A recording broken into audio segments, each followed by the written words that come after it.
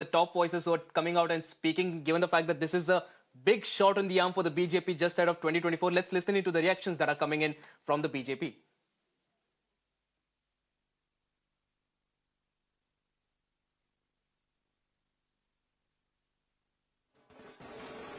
नरेंद्र मोदी की गारंटी है विकास की।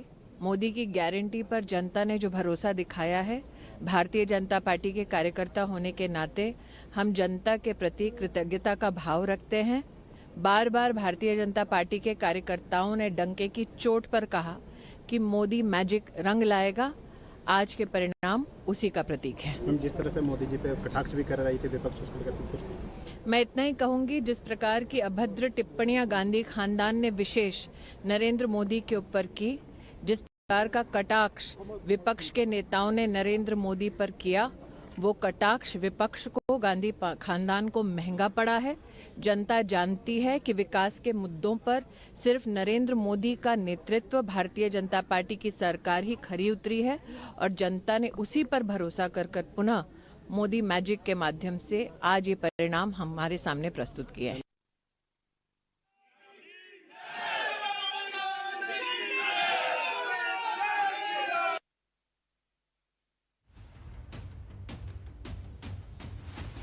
नरेंद्र मोदी जी के विश्वास पर, उनकी गारंटी पर भारत के 4 राज्यों की जनता ने फिर एक बार अपना आशीर्वाद प्रधानमंत्री नरेंद्र मोदी जी को दिया है। आप गहराई से देखें तो ये सामान्य विजय नहीं है। मध्य प्रदेश में ऐतिहासिक बढ़त हुई है भाजपा की।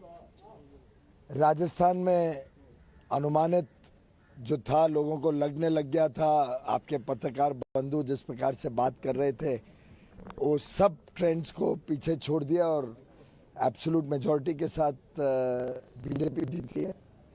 छत्तीसगढ़ में आप सबने हमें राइट ऑफ कर दिया था, लेकिन जिस प्रकार की शानदार विजय भाजपा की हुई है और जो प्रधानमंत्री नरेंद्र मोदी जी के अलग अलग सभाओं में स्पष्ट देखने को मिलता था। पूरे भारत में आज मोदी जी की गारंटी पर पूरे भारत को भरोसा है। पूरे भारत के हर भारतीय के मन में आज विश्वास है कि मोदी जी इस राष्ट्र को एक विकसित राष्ट्र बनाने का जो यज्ञ कर रहे हैं, उस यज्ञ में सब के सब जुड़ना चाहते हैं और सब के सब सहयोग देना चाहते हैं। आज के चुनाव के परिणाम इसको एकदम स्पष्ट तौर पे दिखाते हैं। दिग्विजय सिंह और कमलनाथ द्वारा लगातार एलिगेशंस लगाए जा रहे थे, क्या जवाब देना चाहेंगे? ये सब दिग्विजय सिंह जी, कमलनाथ जी, ये सब इतिहास है। अब इन सबको भूल जाइए। विकसित राष्ट्र का जो सपना है उस तरफ बढ़िए। राजस्थान में भी बब्बर जीत की तरफ सर आगे बढ़ रहे हैं, बहुमत का आंकड़ा पार कर लिया, उसको लेकर सर एक शब्द राजस्थान में भी बहुत अच्छी जीत होगी। अशोक गहलोत जी के करप्शन और लॉ एंड ऑर्डर की जो समस्याएं थी, उसके ऊपर जनता ने एकदम स्पष्ट वर्डिक्ट दिया। आदरणीय प्रधानमंत्री जी ने जिस प्रकार से पूरे चुनाव में उन्होंने परिश्रम किया है और लोगों की जो एक बॉन्डिंग उनके साथ है, वो केवल अब एक व्यक्ति के रूप में नहीं बल्कि एक विचार जनमानस में उनके प्रति बन गया है।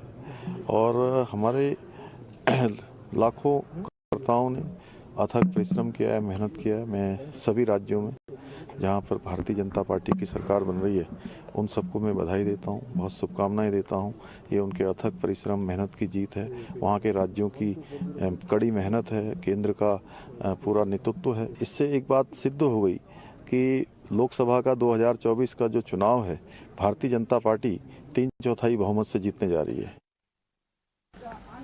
घर घर मोदी कहते थे, अब मन मन में मोदी, ऐसा लोग कहते हैं। 3 राज्यों में मोदी जी का करिश्मा और गृह मंत्री अमित शाह जी का प्लानिंग और कार्यकर्ताओं की मेहनत रंग लाई है, कामयाब हुए हैं। 3 राज्यों में भारतीय जनता पार्टी एनडीए की सरकार बन रही है।